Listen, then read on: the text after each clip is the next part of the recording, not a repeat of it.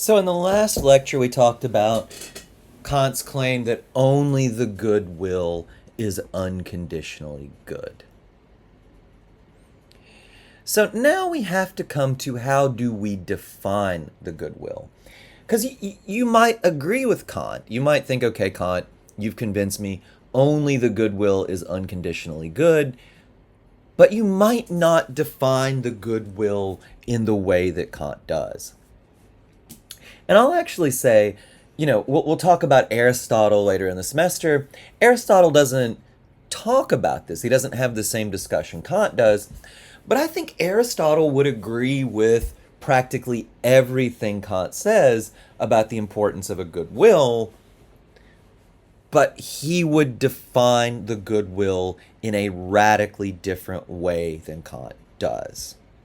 So, like I said, Kant's whole picture requires that you think about each step, because if you only follow Kant part way, you might depart radically from what he thinks, which might not be a bad thing. Aristotle might be right, Kant might be wrong, but you have to get Kant's whole picture on the table if you're going to apply Kant's theory, as I'm going to ask you to do at the end of this unit. Okay, so we have the goodwill on the table. Kant says the goodwill is one that acts for a very specific reason, has a very specific motivation. The goodwill defined by its motives. Well, why is that? Why not reach utilitarianism from, say, a different route, right? Why not define the goodwill as one that acts so as to, create good consequences? Why does Kant rule that out? We've already seen some reasons he doesn't think happiness can be unconditionally good, but, maybe we could take a slightly different consequentialist route. Why doesn't Kant focus on consequences in defining the goodwill? Well, Kant doesn't make this explicit enough. He doesn't really talk about this enough in the reading I gave you guys. But I think underlying this, and you kind of have to tease this out of Kant, because as I said, Kant is a terrible writer, and he does not ever make this as clear as he should, but I think there's a very important principle. And that is the control principle, or philosophers call it the control principle. And the idea is whatever defines the goodwill must be something we can control. And we cannot control the consequences of our actions. And it's not like, we have no control whatsoever over what happens. But the point here is the wider consequences of our actions very quickly get out of our control. They depend on luck and other things in ways that should make us a little unsettled, right? Think about the priest I talked about in the unit on utilitarianism. He cannot control the fact, he wasn't a priest when he saved Hitler, or the kid who likely became Hitler, but this person he cannot control, later became a priest, he's just another little kid when he does this. He cannot control the fact that the boy he saved became this horrible mass murderer, right? What can he control? He can control saving this person. He can't control the person's future actions. And in the same way, you can picture somebody accidentally doing something horrible. I'll just go, this is a bizarre example, but whatever. That's all I can think of. If some comic book style supervillain rigged it up so that when I walk into my in-person class and flip the light on, a bomb goes off and destroys a small town. Well, look, you wouldn't blame me for blowing up this small town, right? I didn't mean to do it. Cannot control the wider consequences of our actions, right? Accidents, dumb luck, lots of other stuff gets in the way, right? Or imagine somebody tries to kill somebody. they take a shot at him and don't quite center the shot and just, hit him in the shoulder. They take the person in for an MRI and they find cancer. And they're like, oh, it's good you got shot. We wouldn't have found the cancer early enough to be operated on because, if you hadn't gotten shot. We wouldn't then say, oh, well, the shooter's actually a hero. He saved this guy's life. No, he intended to kill him, right? What he can control is trying to kill this person. He can't control the fact that, well, he's not as good a shot as he thought he was and he missed, or that the MRI found a tumor or whatever, right? We control our actions. We do not control the consequences. So Kant says, cannot define the goodwill in terms of consequences. You have to define it in terms of its motivations. If I aim to save a person's life, cannot blame me for the fact that person later, through no fault of mine, turns out to be a mass murderer. If somebody aims to kill somebody, you cannot then credit them and say they have a good will or a good person because through dumb luck, when they take the person back to X-ray, I guess they'd use an X-ray for a bullet because it's metal, right? It's not iron. I don't know. When they do the medical test, they find a tumor, let's suppose. You can't then say the shooter was a good person. His motivations were bad. Somebody who saves a child from drowning in water, their motivations were good, whatever the consequences turn out to be. And, I think Kant's on pretty solid ground here. Most of us would not say that this person who saved or likely saved Hitler from drowning is a monster. Most of us wouldn't say that my imagined shooter is a saint. We would say their motivations are what we should judge them on. The priest who saved Hitler's motivations were good. The shooters are bad. All right. Seems to be on pretty solid ground on this. But where Kant is on less solid ground, and where a lot of people have pushed back, and where, if I am entirely honest, I am uncomfortable, is defining the goodwill in terms of acting on duty and only on duty, right? Think about duty. When you do something from duty, do you do it happily? No, right? If I see somebody, if I'm in a hurry and I see some poor person drop something, like I say they drop all their groceries in a busy parking lot, and I'm like, oh God, I don't want to help, but I should help. I'd be a bad person to keep walking. I'm going to be late. Okay. That seems like duty, right?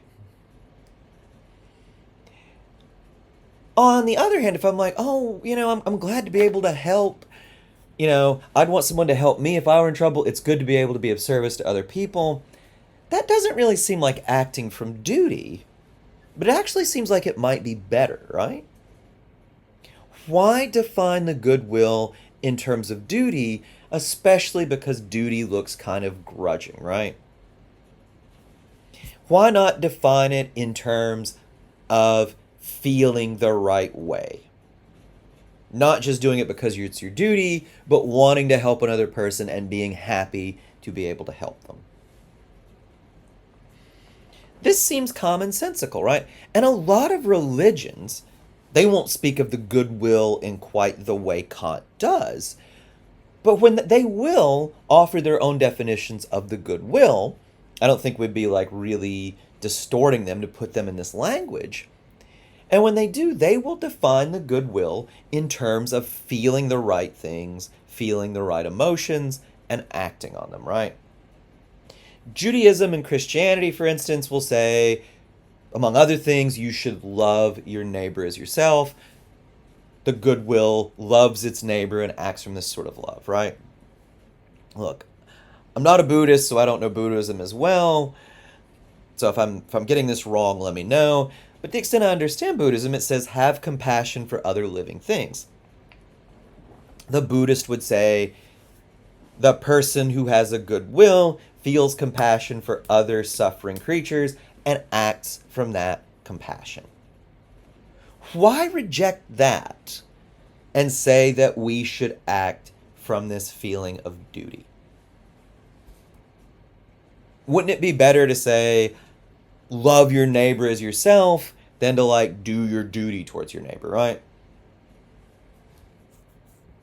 Kant rejects this because of the control principle. He has a few reasons, but the best ones all kind of go back to the control principle. Kant thinks we cannot control what we feel. Remember, whatever characterizes the goodwill, whatever defines it, has to be something we can control. Can we control our feelings, our emotions, in this sense that we can choose what we feel? Can I look at another person and think to myself, love your neighbor as yourself, even though I am tempted to find this person incredibly annoying and I would just like to maybe throttle them? There's nobody I actually want to choke, right? But even though I'm inclined to find this other person annoying, can I choose to love them as myself? Doesn't seem you can, right? You know, if I'm driving, and just my most constant experience of this, most common, is just dealing with the just awful drivers we have in Hampton Roads. And people in this area are just, I think, the worst drivers in America, hands down. The places I've lived, right? And anyway, a lot of times I'll be taking my kids to daycare. I don't want to drive like a maniac for a lot of reasons, but especially when I have two toddlers in the car. And somebody will be an inch off of my bumper. Sometimes if they're really unpleasant, they'll flash their lights. And I mean, look, I'm not one of those people who does 25. I'm usually doing 5 over. I'm not doing 20 in a 55 zone. I'm doing 40 in a 35, right? And still, quite often, there will be some psychopath. Maybe psychopath's not the right word, but I'll avoid the word I think is maybe better. Inch off my bumper trying to get me to go faster. Can I, in that moment, think to myself, love your neighbor as yourself, or feel compassion for all living things? He probably has a reason he's doing this. He's probably suffering too. Or she, you should feel compassion for them as a living thing. No, right? No. I mean, I can't. I cannot love this person. I cannot flip a switch in my head and love them, much less love them as I do myself or somebody near and dear to me, right? Somebody's an inch off my bumper, trying to bully me into going faster. I am annoyed. I dislike this person, right? I can sit there and will as much as I want to try to love them. It's just not going to happen in that moment. Well, what can I do though, right? In that situation, I am probably very tempted. Maybe I'm a bad person, but I'm always very tempted to just stand on the brake, right? Especially when it's somebody in like a Lexus or a BMW or some $50,000, $60,000 car, an inch off the bumper of my crappy 20-year-old Toyota, right? You know, there is a part of me that thinks, wouldn't it just be great if you not only wrecked your really expensive car, but had to buy me a new one so I'm not driving this piece of crap anymore, right? I don't do that though, right? That would be a bad thing to do, even though a lot of times there are times I really want to. I don't do that. I might give the brake a little tappy tap, just to get them to back off. I'm not going to stand on it in the way that I'm tempted to, right? I can do that because I think that would be immoral. That would be bad. You could hurt this other person. They probably don't deserve to be hurt this badly. More importantly, you could hurt your kids. More importantly, not more importantly than hurting my kids, but maybe more importantly than, hurting this jerk. It's like you're going to block the road and everybody's going to be late to work. Don't do this, right? You have a duty not to cause an accident because someone is irritating you. You can choose not to act on your temptation to stand on the brake, right? You cannot, in the moment, flip a switch in your head and choose to love this jerk as yourself or to feel compassion for them. you can do your duty and not cause an accident on the road, right? You can't even flip a switch in your head, no matter how hard you try, and just be like, well, I shouldn't be mad at this guy. I'm not going to be annoyed anymore, right? Should not be annoyed, won't be annoyed. Flip switch in head, no longer annoyed. You cannot do that. And I'm sure that you can think of examples from your own personal life of things like this, right?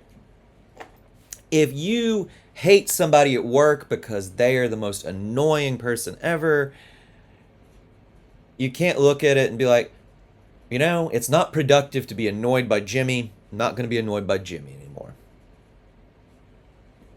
Flipping that switch, not annoyed by Jimmy.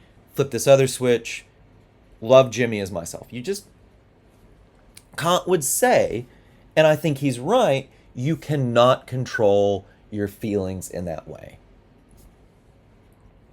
What can you control? You can control whether you treat Jimmy badly, right? If you're tempted to take his favorite mug, take it out in the parking lot and smash it, you can say, no, that would be wrong. Even if I got away with it, I'm not going to do that. Right? You can control whether you do your duty, do the right thing because it's the right thing. You can always choose that, Kant will say. Now, I think Kant's argument is right, and I'm not going to say a whole lot more about it if we're talking about direct control. I will say just a little bit more about this because, again, this will be important when we get to Aristotle and virtue theory. Kant might not be right if we think of control a little differently than he does. Kant seems to think, when he talks about control or the control principle, Kant seems to have direct control in mind. You guys can't see me, but this is the kind of control I have over whether I lift my arm over my head, right? I choose to lift my arm over my head. I do it. Happens immediately. Scratch my nose. I can choose whether I scratch my nose or not, right? I am currently, you can't see me, I am currently scratching my nose, right? I decide to do it, I do it instantly, right? That's direct control. But there's also indirect control. Now look, if you told me right now that I have to go into a restaurant and order a meal in French that's good enough that a French person could understand it, I couldn't do it. No matter how hard I sit here and will, I just could not do it. If you said you'll give me $1 million, I'd just be very sad because I'm not getting that million. If for some reason somebody was going to kill me, if I couldn't do it, I would just be dead, right? It is not under my direct control because just cannot will yourself to speak French and do it within the next 2 minutes, right? But if you say to me, it's like, look, you have 3 months. And if you can go into a restaurant with a French waiter and other French people and speak French well enough that they understand you, order a meal, get what you want, I'll give you $1 million. I could do that, right? Why? Because I could spend the next 3 months doing practically nothing else but studying French, right? Whether or not I speak French is under my indirect control. I can't just do it because I will it in the moment, but I could control it by taking actions that would put me in a position where I'm able to speak French. Indirect control, right? Or, I used to run a lot, have kids, like you don't have time to do a lot of things. I used to be able to, and I'm not bragging because I cannot do this anymore. I used to be able to run a mile in less than 8 minutes. I cannot do that now. If I tried to do that, I would almost certainly just hurt myself, right? But if you gave me 6 months and you said, look, if you can run a mile in under 8 minutes, I'll give you $1,000,000. I bet you I could do it, right? Whether or not I can run a mile in under 8 minutes is under my indirect control. Well, why is this important? Well, I think Kant is clearly right that our emotions are not under our direct control. I can't stop feeling angry just because I think I shouldn't be angry. I certainly can't love another person in any sense of that term just because I decide I should love them and flip a switch in my head in that moment. That's not how it works. But don't we have a fair amount of indirect control over our emotions? We don't have, it's messy. Maybe we have some direct control over our emotions, but not much. But it's clear that most of our emotions we do not have direct control over. But is it not clear also that we have a fair amount of indirect control over our emotions?